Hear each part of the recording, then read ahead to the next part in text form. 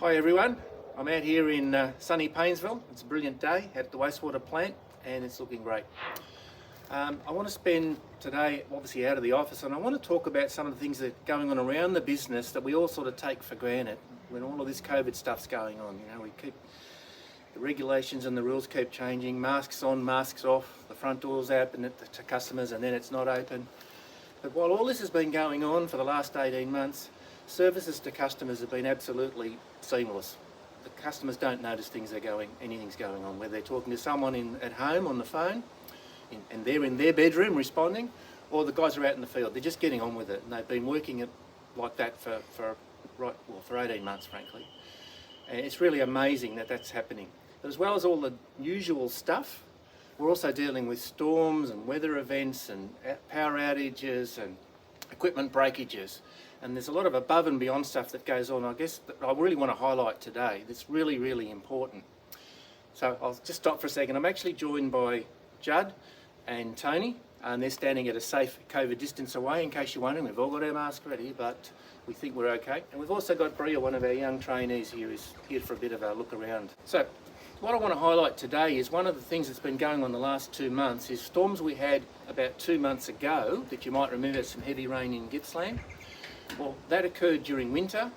That generates a lot of extra flow through the sewerage network and through our treatment plants and ends up in our lagoons here, and we need to deal with it. We need to irrigate that. But obviously we can't irrigate in winter, so we're waiting for summer. In the meantime, sewage is coming in and we're full. We're 100% full because of the rain we had 2 months ago.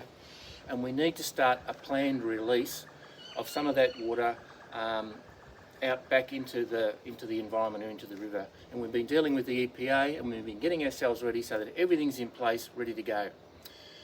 Now I'm going to have a hand over to Judd, who'll just fill us in with why we're doing this. As Steve said, we're here at Paynesville, and Paynesville is one of a number of licensed sites for East Gippsland Water. Why is it licensed? The treated wastewater we have across our network is licensed with the EPA so that we can use it in a beneficial way. When the conditions are abnormal and we can't irrigate and we continue to have high inflows of other kinds of water, and that may include rainfall and it may include lake system water, and that's because of breaks and ingress of roots in the network that allows that water to get into our lagoons here.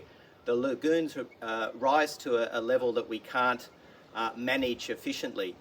And as Steve said, when we can't irrigate to our local farms, and we do that across the network, including Meetung, and Meetung's had the same situation recently, where some of you will understand we've had a planned release to the local environment over a number of weeks.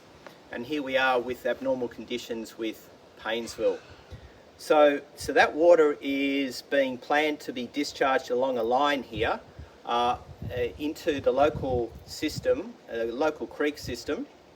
We've made some effort to manage the soil surface, the ground surface, so that we don't cause further impacts to the local area through soil erosion, and put other products like soil into the creek system, which is Forge Creek.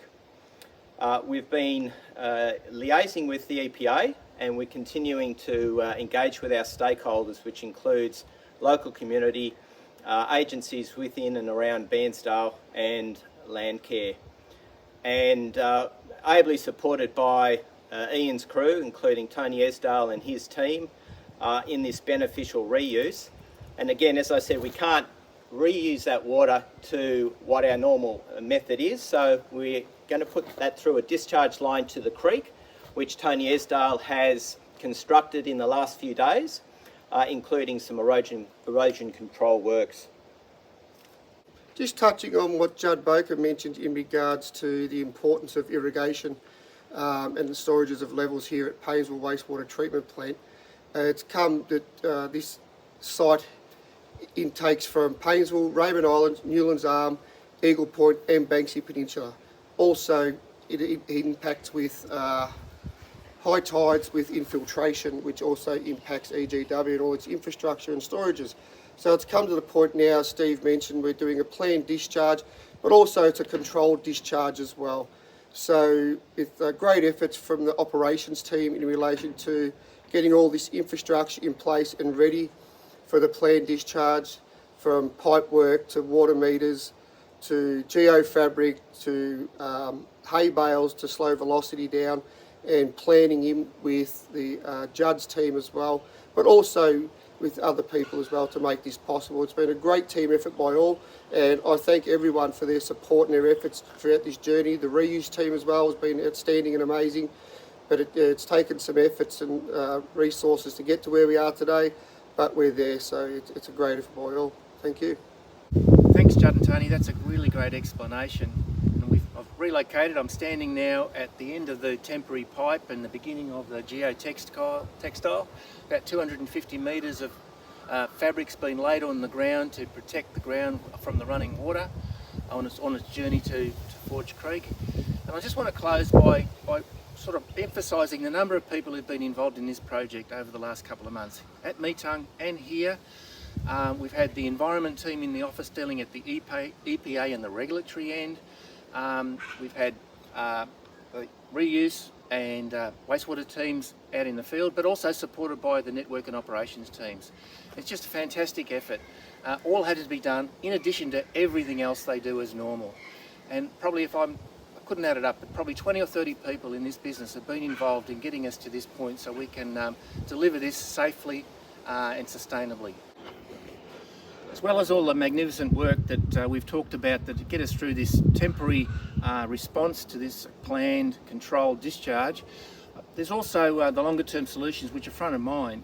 So we're already thinking about the long term solution here and at Meetung. At Meetung, that will involve a new travelling irrigator, very simple, be installed by within the next summer probably. And here we're going to be looking at some extra wet weather storage to make sure that we can cope with these sort of wet weather events as they occur in the future. And our capital works team will be working on those projects for us as well. So thank you, everybody.